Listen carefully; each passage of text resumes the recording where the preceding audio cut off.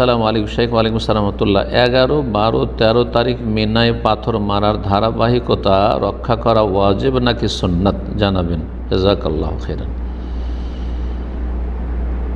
মিনায় যে জামরাতগুলিতে পাথর মারবেন, প্রথম জামরায় উলা যেটি মিনার দিক থেকে প্রথম পড়বে, আর তারপরে জামরায় উস্তা, তারপরে জামরায় কুবরা বা জামরায় আকাবা যেটি মক্কার দিক থেকে কাছে। মক্কার দিক থেকে গেলে প্রথম জামরায় আকাবা পড়বে।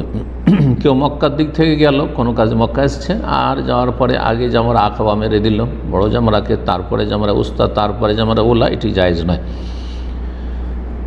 অর্থাৎ ধারাবাহিকতা রক্ষা করা, তরতিব মেনটেন করা, সিরিয়াল মেনটেন করা হচ্ছে ওয়াজিব, জরুরি, না হলে আদায় হবে না, এটি সুন্নত নয়। জি,